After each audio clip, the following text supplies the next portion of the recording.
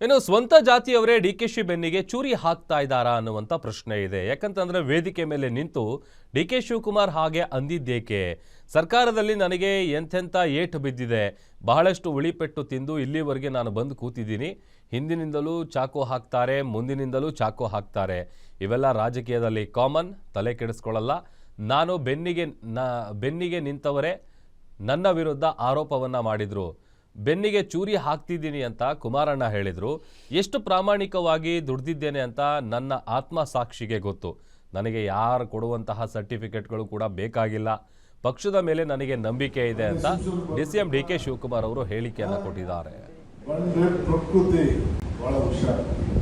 Assembly ಒಂದಿನ ಯಡಿಯೂರಪ್ಪನಿಗೆ ಹೇಳಿದೆ, ಬಹಳ ದೊಡ್ಡದಾಗಿ ಹೇಳಿದೆ, ನೋಡಪ್ಪ ಯಶಸ್ಸು ಸುಮ್ಮನೆ ಅಲ್ಲ, ಧರ್ಮರಾಯನ ಧರ್ಮತ್ವ ಇರಬೇಕು, ದಾನಶೂರ ಕರ್ಣನ ದಾನತ್ವ ಇರಬೇಕು, ಅರ್ಜುನನ ಗುರಿ ಇರಬೇಕು, ವಿದುರನ ನೀತಿ ಇರಬೇಕು, ಭೀಮನ ಬಲ ಇರಬೇಕು, ಕೃಷ್ಣನ ತಂತ್ರ ಇರಬೇಕು. ಆಗ ಮಾತ್ರ ಯಶಸ್ಸಾಗಲಿಕ್ಕೆ ಸಾಧ್ಯ.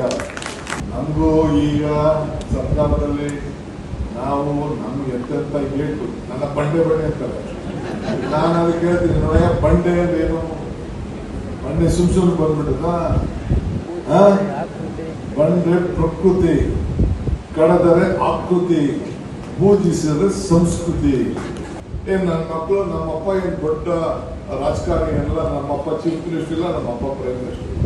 ಒಂದು ನಾಡಿನಲ್ಲಿ ನಮ್ಮಪ್ಪ ತಾಲೂಕು ಬೋರ್ಡ್, ನಮ್ಮ ತಾತ ತಾಲೂಕು ಬೋರ್ಡ್ ಮೆಂಬರ್ ಅಷ್ಟೇ.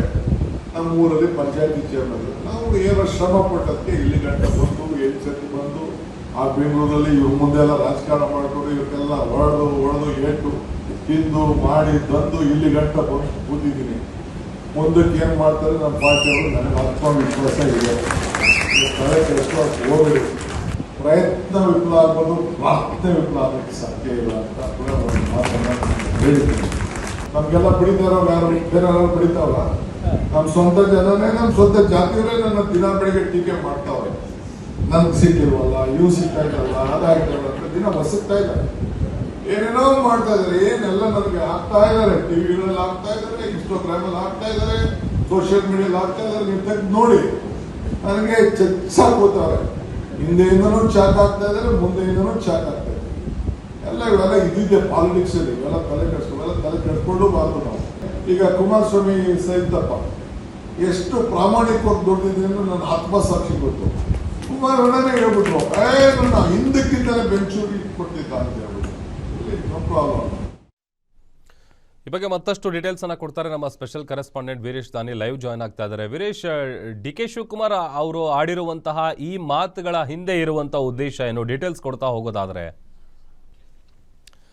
ನೋಡಿ, ಡಿಸಿಎಂ ಡಿಕೆ ಶಿವಕುಮಾರ್ ಅವರು ಇತ್ತೀಚಿನ ದಿನಗಳಲ್ಲಿ ಅಂತ ಅವ್ರು ಯಾವಾಗಲೂ ವೇದಿಕೆ ಮೇಲೆ ಇದ್ದಂಥ ಸಂದರ್ಭದಲ್ಲಿ ಭಾಷಣ ಮಾಡ್ತಾರೆ, ಚೆನ್ನಾಗಿ ಮಾತಾಡ್ತಾರೆ. ಬಟ್ ಆದರೆ ಈ ಚಾಕು ಹಾಕುವಂಥ ವಿಚಾರ, ಅಂದರೆ ತಮ್ಮ ಬೆನ್ನಿಂದೆ ನಿಂತ್ಕೊಂಡು ಸಪೋರ್ಟ್ ಮಾಡುವಂಥವ್ರು ಹೇಗೆ ತಮ್ಮ ಬೆನ್ನಿಗೆ ಚೂರಿ ಹಾಕ್ತಾ ಇದ್ದಾರೆ ಅನ್ನುವಂಥ ವಿಚಾರ, ಆಮೇಲೆ ತಾವು ಇವತ್ತು ಈ ಸ್ಥಾನಕ್ಕೆ ಬಂದು ನಿಂತಿದ್ದಾರೆ ಅಂತ ಅಂದರೆ ಅದಕ್ಕೆ ಎಷ್ಟು ಕಷ್ಟಪಟ್ಟಿದ್ದಾರೆ, ಎಷ್ಟು ಉಳಿಪೆಟ್ಟು ತಿಂದಿದ್ದಾರೆ. ಯಾಕಂತಂದರೆ ಬಂಡೆ ಅಂತ ಏನು ಕರೆಸ್ಕೊಳ್ತಾರೆ ಡಿಸಿಎಂ ಡಿಕೆ ಶಿವಕುಮಾರ್ ಅವರು, ಕನಕಪುರದ ಬಂಡೆ ಅಂತ, ಆ ಬಂಡೆ ಸುಮ್ಮನೆ ಬಂದಿಲ್ಲ ಇಲ್ಲಿವರೆಗೂ. ಸಾಕಷ್ಟು ಏಳು ಬೀಳುಗಳನ್ನು ನೋಡಿಕೊಂಡು, ಅದರಲ್ಲೂ ಈ ರಾಜಕಾರಣದಲ್ಲಿ ಈ ಥರದ್ದೆಲ್ಲ ಮಾಮೂಲಿ, ಇದನ್ನೆಲ್ಲ ತಲೆ ಕೆಡಿಸ್ಕೊಳ್ಬಾರ್ದು ಅನ್ನುವಂಥ ವಿಚಾರ ಹೇಳ್ತಾ ಇದ್ರು. ಆಮೇಲೆ ಮುಂದೆ ಏನಾಗಬೇಕು, ಏನಾಗತ್ತೆ ಅನ್ನುವಂಥದ್ದು ಬಹುಶಃ ಪಾರ್ಟಿಯವ್ರು ಏನು ಮಾಡ್ತಾರೆ, ನನಗೆ ಅದ್ರ ಬಗ್ಗೆ ಆತ್ಮವಿಶ್ವಾಸ ಇದೆ. ಆಮೇಲೆ ಈ ಒಂದು ಮಾತಂತೂ ಅವ್ರು ಯಾವಾಗಲೂ ಹೇಳ್ತಾನೆ ಇರ್ತಾರೆ, ಪ್ರಯತ್ನ ವಿಫಲ ಆಗ್ಬೋದು, ಬಟ್ ಆದರೆ ಈ ಪ್ರಾರ್ಥನೆ ಇದೆಯಲ್ಲ, ಅದು ಯಾವತ್ತೂ ಕೂಡ ವಿಫಲ ಆಗೋದಕ್ಕೆ ಸಾಧ್ಯನೇ ಇಲ್ಲ. ಹಾಗಾಗಿ ಹೇಳಿ ಕೇಳಿ ಧಾರ್ಮಿಕವಾಗಲೂ ಭಾಳಷ್ಟು ನಂಬಿಕೆ ಇಟ್ಟಿರುವಂಥವ್ರು ದೇವ್ರ ಮೇಲೆ ಅಥವಾ ಪವರ್ಫುಲ್ ದೇವರುಗಳ ಮೊರೆ ಹೋಗ್ತಾ ಇರ್ತಾರೆ, ದೇವಸ್ಥಾನಗಳಿಗೆ ಹೋಗ್ತಾ ಇರ್ತಾರೆ. ಆಮೇಲೆ ಈ ಸೋಷಿಯಲ್ ಮೀಡಿಯಾಗಳಲ್ಲಿ ಅಥವಾ ಈ ಎಲ್ಲ ಏನು ಟ್ರೋಲ್ಗಳು ಮಾಡ್ತಾರೆ, ಆ ಎಲ್ಲ ವಿಚಾರ ಕೂಡ ಪ್ರಸ್ತಾಪ ಮಾಡಿ ಮಾತನಾಡ್ತಾ ಇದ್ದಾರೆ.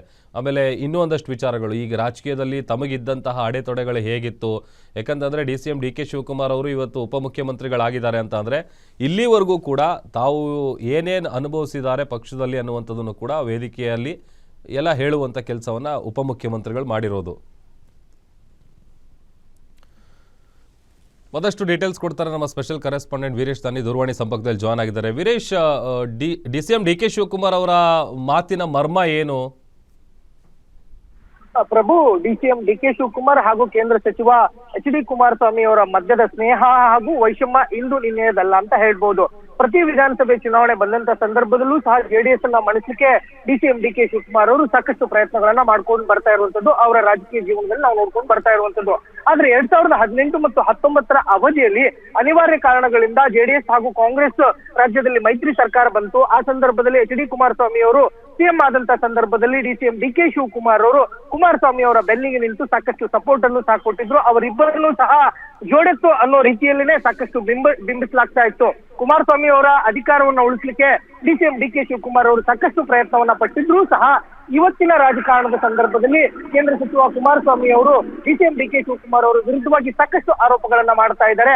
ನನ್ನ ಅಧಿಕಾರವನ್ನ ಕಿತ್ಕೊಂಡ್ರು ಅನ್ನೋ ಒಂದು ನಿಟ್ಟಿನಲ್ಲಿ ಅವರು ಮಾತನಾಡ್ತಾ ಇದ್ದಾರೆ. ಹೀಗಾಗಿನೇ ನಿನ್ನೆ ನಡೆದಂತ ಉದ್ಯಮಿ ಎಕ್ಸ್ಪೋ ಕಾರ್ಯಕ್ರಮದಲ್ಲಿ ಡಿಸಿಎಂ ಡಿಕೆ ಶಿವಕುಮಾರ್ ಅವರು ತಮ್ಮ ಆ ಮನದಲ್ಲಿದ್ದಂತ ನೋವುಗಳನ್ನ ಬಹಿರಂಗವಾಗಿ ಸಮಾಜದ ಏನು ಕಾರ್ಯಕ್ರಮ ಇತ್ತು ಅಲ್ಲಿ ಅವರು ಆಳನ್ನ ತೋಡ್ಕೊಂಡಿರುವಂತದ್ದು.